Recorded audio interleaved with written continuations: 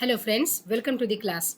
आज की क्लास में हम इस एनाटॉमी ऑफ फ्लवरिंग प्लांट के सेशंस को आगे बढ़ाते हुए आज हम डिस्कस करेंगे आइसोबाइलेटरल लीव्स को, यानी कि मोनोकॉट के लीफ को। इसके पहले हमने डाइकॉट के यानी कि रूट की अगर हम बात करें तो डाइकॉट मोनोकॉट दोनों का कर लिया है। अगर हम स्टेम पोर्शन की बात करें तो हमने डाइकॉट मोनोकॉट दोनों के स्टेम्स कर लिए हैं। लीफ की बात करें तो लीफ में हमने डाइकॉट की लीफ कर ली थी। अभी हम करने जा रहे हैं मोनोकॉट के लीफ की एनाटॉमी। तो ये ऑलरेडी वीडियोस आपके पास ऑलरेडी अवेलेबल है।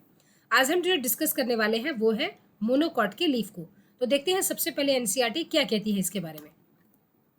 द एनाटॉमी ऑफ यानी कि internal structure, study of internal structure जिसे हम एनाटॉमी कहते हैं, ऑफ आइसोबाइलेटरल लीफ। एक चीज याद रखिए, मैंने आपको पिछले सेशन में भी बताया था कि अगर हम मोनोकॉट की लीफ को आइसोबाइलेटरल लीफ भी कहते हैं, यानी कि अगर हम डाइकॉट लीफ की बात करें तो डाइकॉट लीफ को हमने बोला था डॉर्सी वेंट्रल, डॉर्सी वेंट्रल। ठीक है, क्योंकि इसके पास एक dorsal and ventral portion distinct थे। लेकिन अगर हम मोनोकॉट की बात करें तो इसके लीफ को हम कहते हैं आइसोबाइलेटरल, आइसोबाइलेटरल। ठीक है, क्योंकि अगर आप एक मोनोकॉट की लीफ को और डाइकॉट की लीफ को देखेंगे तो देखिए, जैसे कि आपके पास अगर मान लीजिए एक डाइकॉट की लीफ है, डाइकॉट की लीफ है, ठीक है, तो ये मान लीजिए कि आपके पास ये मेन स्टेम, ठीक है, और ये नोड और यहाँ से लिख ली लीफ। ठीक है, अब इसका एक डिस्टिंक्ट पोर्शन, अब ये वाला एरिया जिसके ऊपर डायरेक्टली सनलाइट आ रही है, इस पोर्शन को आप कहते हैं डॉर्सल पोर्शन। ठीक है, और इसके पिछले वाले हिस्से को कहते हैं आप वेंट्रल, जो कि टुवर्ड्स ग्रेविटी है, उसे आप कहते हैं वेंट्रल पोर्शन। ठीक है, तो डिस्टिंक्ट आप देखें तो इसके पास क्या है, डॉर्सल पोर्शन है, वेंट्रल पोर्शन है। इसी की वजह से डाइकॉट को क्या कहते हैं, डॉर्सी वेंट्रल। ये हमने लास्ट क्लास में डिस्कस किया था। जो नए हैं उनके लिए एक बार दोबारा हम इसको दोहरा दे रहे हैं। मोनोकॉट की लीफ को हमने क्या बोला, अब ये बात तो थी आपके डाइकॉट की। ठीक है, मोनोकॉट की लीफ को हम क्यों आइसोबाइलेटरल बोलते हैं, क्योंकि सपोज कीजिए ये एक मेरिस्टेम है, ये रहा इसका नोड, और यहाँ से जो लीफ निकलेंगे ना वो कुछ इस तरीके से, मतलब इसका कोई डिस्टिंक्ट पोर्शन नहीं है जहाँ कि आप कहेंगे कि ये डॉर्सल है एंड ये वेंट्रल है। और दोनों पोजिशन पर अगर आप देखें, दोनों फेस पर अगर आप देखें तो लगभग इक्वल सनलाइट आपको मिलेगी। और यही रीज़न है कि लगभग इक्वल सनलाइट मिलेगी, एक्सपोजर टू सनलाइट सेम है, इसीलिए हम क्या कहते हैं, आइसोबाइलेटरल। आइसो का मतलब होता है सेम, या इसे कहते हैं बाईफेसियल। ठीक है, सो आइसोबाइलेटरल, या आप कहते हैं आइसो का मतलब होता है सेम, जैसे केमिस्ट्री में भी पढ़ते हैं ना, isomer, isotone, isobar, isotopes. Iso मतलब सेम। अब इसमें कोई distinct dorsal and ventral portion है ही नहीं, चूंकि दोनों की तरफ इक्वल सनलाइट का एक्सपोजर है, इसीलिए इसमें स्टोमाटा भी बराबर होते हैं दोनों सरफेस पर। जबकि यहाँ पर more exposure to sunlight dorsal की पोजीशन पर है, इसीलिए डॉर्सल में स्टोमाटा या तो नहीं होंगे, अगर होंगे भी तो बहुत कम, लेकिन स्टोमाटा क्या होते हैं, वेंट्रल में ज़्यादा होते हैं डाइकॉट में, क्योंकि वेंट्रल पोर्शन में सनलाइट नहीं आ रही है। तो वाटर लॉस को मिनिमाइज करने के लिए क्या होता है, जो एक्सपोजर टू सनलाइट है उसमें स्टोमाटा कम होते हैं। ठीक है, यहाँ पर तो इसके पास ऐसी फैसिलिटी है बस, बट मोनोकॉट के पास ऐसी फैसिलिटी नहीं है, क्योंकि मोनोकॉट में दोनों ही फेस पर इक्वल सनलाइट का एक्सपोजर है, इसीलिए इस पर इक्वल सनलाइट होते हैं।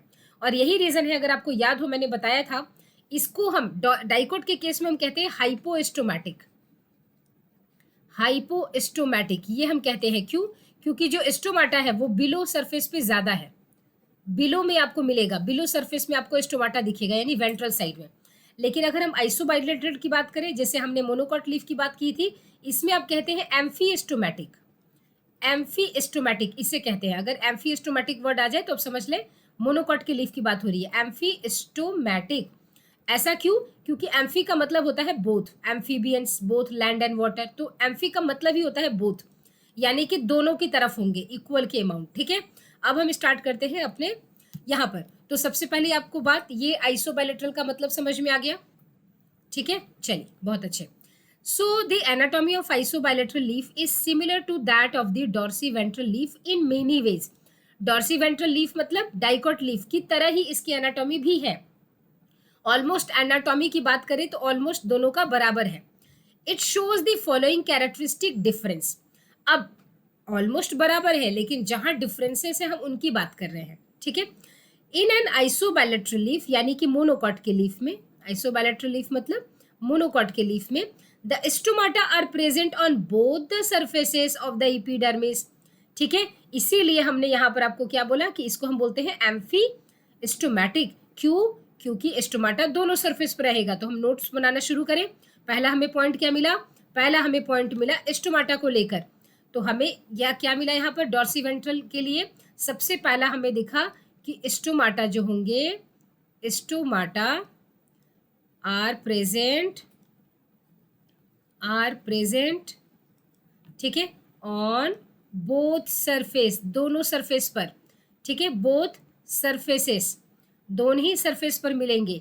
और ऐसे फीचर को हम क्या कहते हैं? ऐसे फीचर को हम कहते हैं एम्फीस्टोमैटिक। एम्फी का मतलब बोथ, ठीक है, एम्फीस्टोमैटिक कंडीशन। एम्फी का मतलब क्या होता है? बोथ होता है, दोनों सरफेस पर मिलेंगे। नेक्स्ट पॉइंट क्या कहती है एनसीईआरटी? नेक्स्ट कहती है and the mesophyll is not differentiated into palisade and spongy parenchyma. याद रखें, जब अपने डाइकोट की बात की थी तो डाइकोट में आपने क्या देखा था? डाइकोट में अगर सबसे पहली चीज आप लीफ की पढ़ रहे हैं, लीफ में आप पैरेन्काइमा को क्या कहते हैं? लीफ में पैरेन्काइमा का एक खास नाम हो जाता है जिसे आप कहते हैं मेसोफिल। सबसे पहली चीज मेसोफिल, ठीक है, बढ़िया। अब हम जब भी बात करेंगे मेसोफिल मतलब कि पैरेन्काइमा की बात करें, ऐसा पैरेन्काइमा जिसके पास क्लोरोप्लास्ट है। अब अगर हम डाइकोट की बात कर रहे थे तो डाइकोट के केस में जो मेसोफिल था, डाइकोट के केस में मेसोफिल था, ये डिफरेंशिएटेड था। ये डिफरेंशिएटेड था किसमें? किसमें डिफरेंशिएटेड था?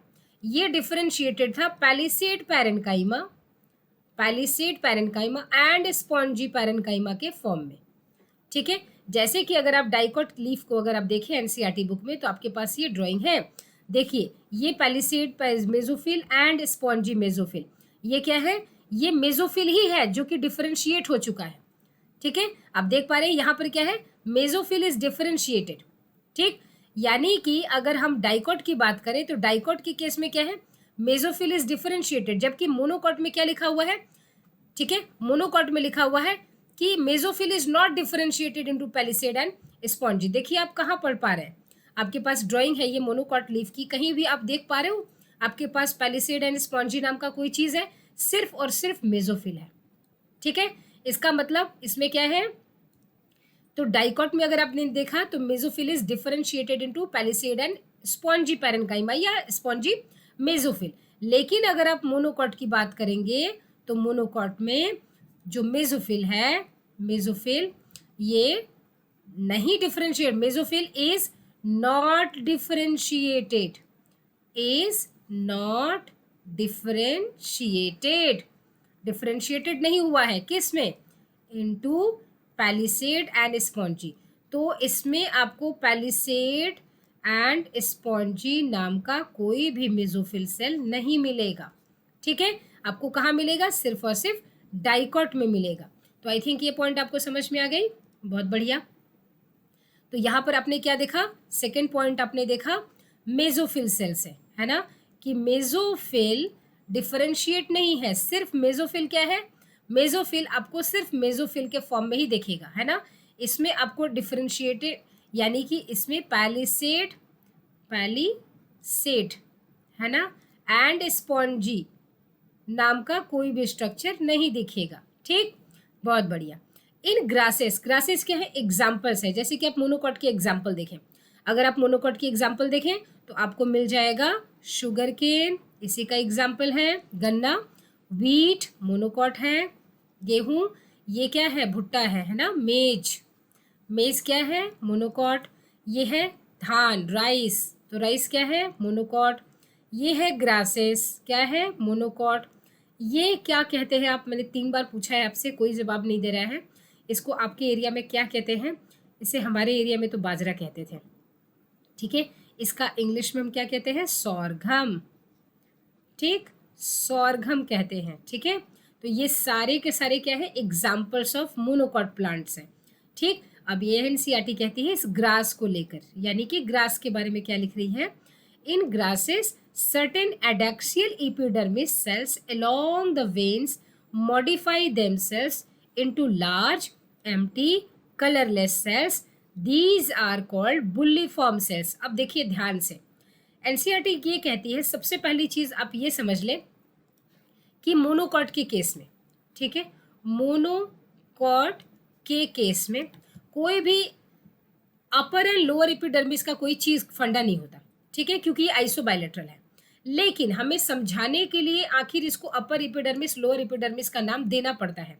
अब आप यहाँ समझ ले कि हम किसे अपर एंड लोअर एपिडर्मिस कहते हैं, ठीक है, क्योंकि हम क्या नाम देंगे उसका, ए बी नाम तो दे नहीं सकते, है ना, तो कुछ तो नाम देना है। तो एक ट्रेंड बना हुआ है अपर एंड लोअर, तो उसी को समझने के लिए हम इसको अपर एंड लोअर किसे बोलते हैं। जैसे मान लीजिए ये मोनोकॉट का लीफ है, तो हमने बोला कि भाई मोनोकॉट का लीफ तो आइसोबायलेटरल होता है, बाइफेसियल होता है, लगभग दोनों साइड से आपको सनलाइट बराबर मिलेगी। अब देखिए, अब इसमें जो आप लीफ का जो हिस्सा जो टुवर्ड्स द स्टेम देख रहे हैं, तो इस वाले पार्ट को आप क्या कहते हैं, इस वाले हिस्से को आप कह देते हैं अपर एपिडर्मिस, ठीक है, और इस वाले पार्ट को जो कि अवे फ्रॉम आपका स्टेम है उसको आप क्या कह देते हैं, लोअर एपिडर्मिस। आई थिंक अब आपको बात समझ में आ गई होगी, ठीक है। लोअर को ही आपने क्या बोला था, एबैक्सियल, याद आया आपको, हमने डाइकोट में पढ़ाया था और इसका टेक्निक भी बताया था याद करने के लिए। अगर आपने नहीं देखा है उस वीडियो को देखिए, हमने इसके टेक्निक भी बताई है। और अपर एपिडर्मिस को आपने क्या बोला था, एडैक्सियल, ठीक है सॉरी। तो अपर एपिडर्मिस यानी कि जो टुवर्ड्स द स्टेम है वो एडैक्सियल है, लोअर को आपने बोला एबैक्सियल। अब आपको ध्यान देना है किस पर, आपको ध्यान देना है अपर एपिडर्मिस यानी कि एबैक्सियल पर। अब यहाँ क्या होता है, अब इसके ड्राइंग को हम फिर से दोबारा आपके लिए बना रहे हैं, देखिए सॉरी ये देखिए, जैसे मान लीजिए ये मेन स्टेम है, ठीक है, और ये यहां से लीफ निकली, ठीक। अब आपको एबैक्सियल एंड एडैक्सियल पढ़ने में कोई दिक्कत नहीं। अब जो इस स्टेम की तरफ है इसको आपने बोला एडैक्सियल। अब इसके कुछ सेल्स क्या हो जाएंगे टुवर्ड्स द एडैक्सियल, एडैक्सियल की तरफ के कुछ सेल्स क्या हो जाएंगे, लार्ज एम्प्टी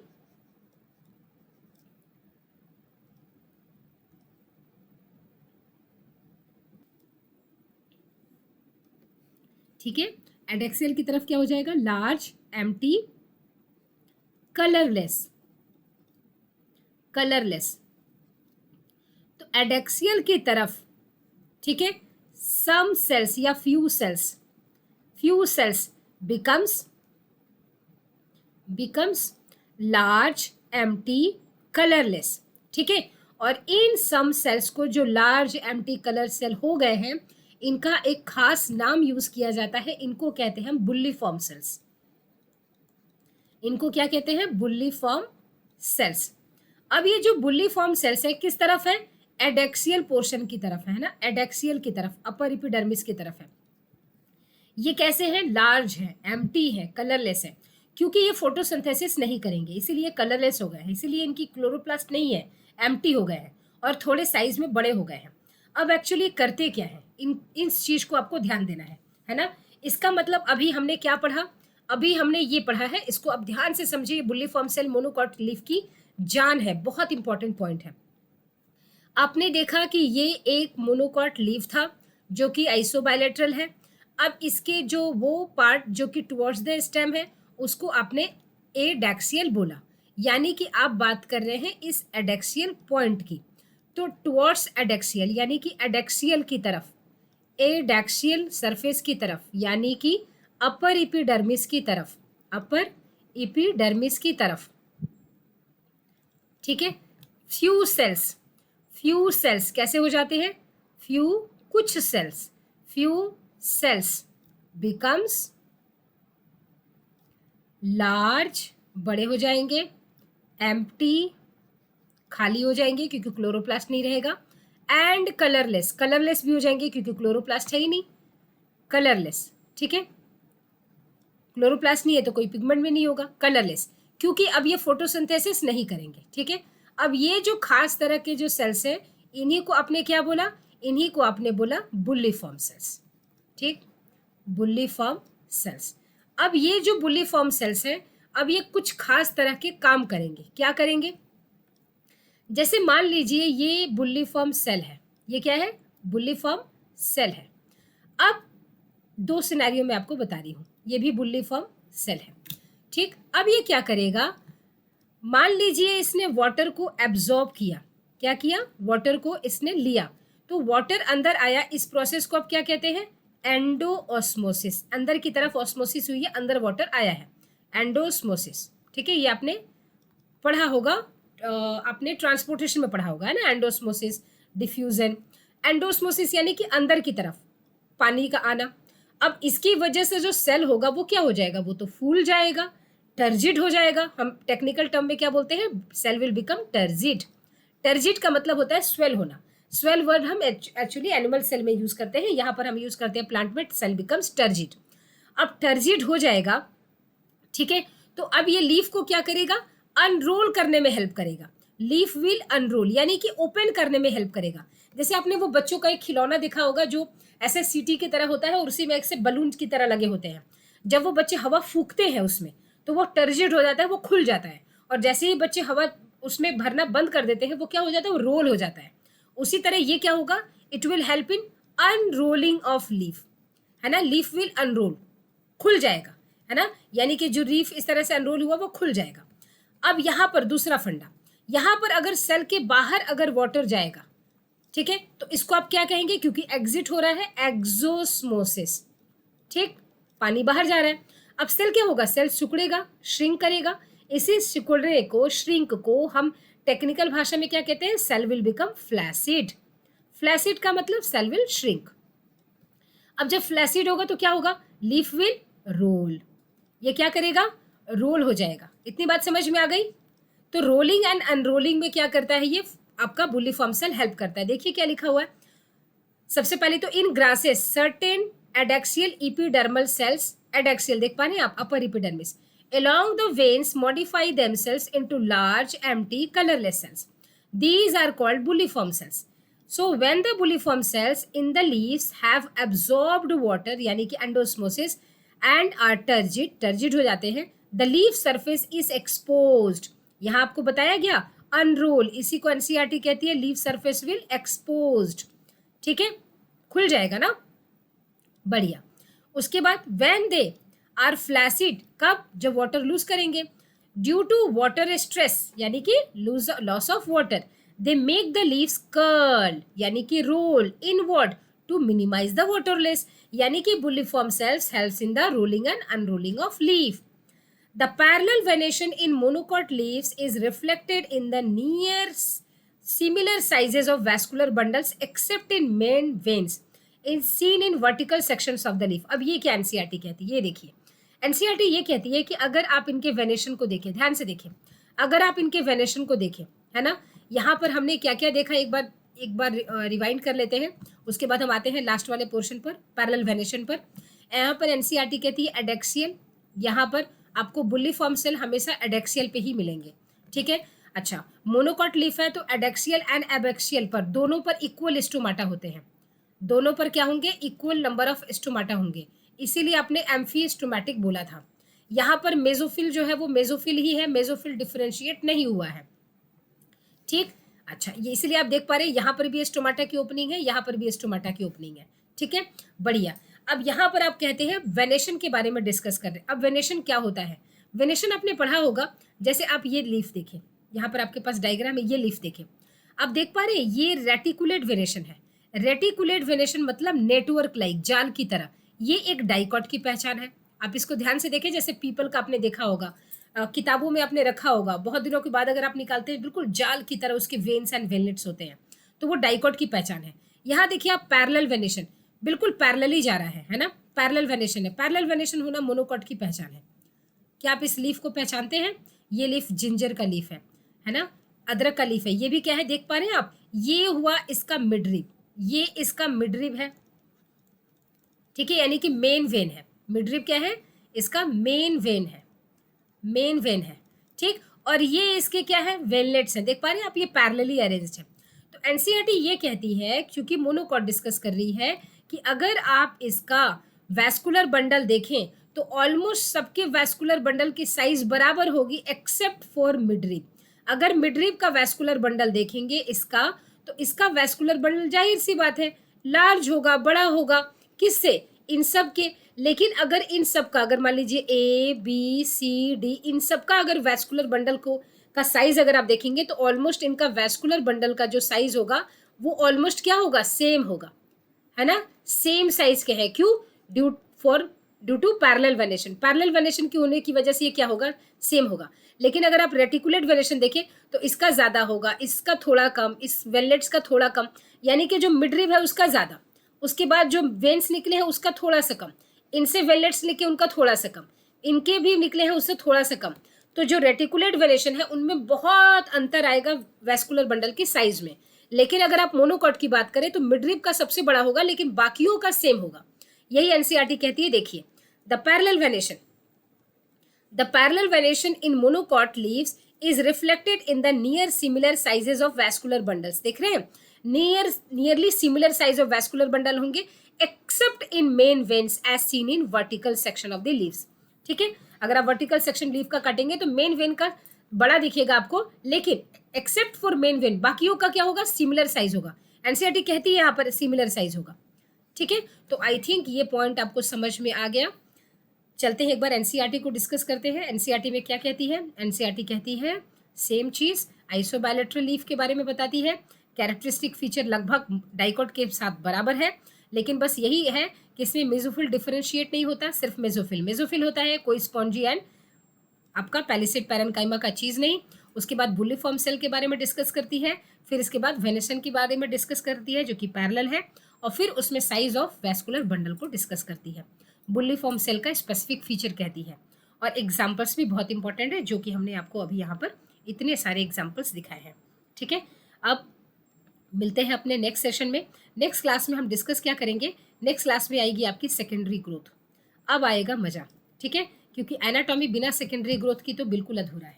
अभी तक हमने आपको इसके सिर्फ आपकी एनाटॉमी बताई है, इसके चेंजेस को नहीं बताया है कि सेकेंडरी ग्रोथ कैसी करती है। मतलब अगर मान लीजिए एक आम का पेड़ है, बरगद का पेड़ है, उसकी गर्थ कैसे बढ़ती है, ये हमने अभी डिस्कस नहीं किया है। तो नेक्स्ट क्लास जो आएगी उसमें सेकेंडरी ग्रोथ हम डिस्कस करेंगे। होप सो आपको ये क्लासेस अच्छी लगती हैं, और अगर आपको क्लासेस अच्छी लगती हैं तो प्लीज़ यार लाइक सब्सक्राइब तो किया करें, है ना, और अपने फ्रेंड्स को भी ये शेयर करें ताकि वो भी अच्छे से पढ़ पाए एनसीईआरटी को। इस चैनल पर हम सिर्फ और सिर्फ एनसीईआरटी डिस्कस करते हैं regarding your examination point of view. ठीक है, तो मिलते हैं अपने नेक्स्ट सेशन में, तब तक take care and bye bye.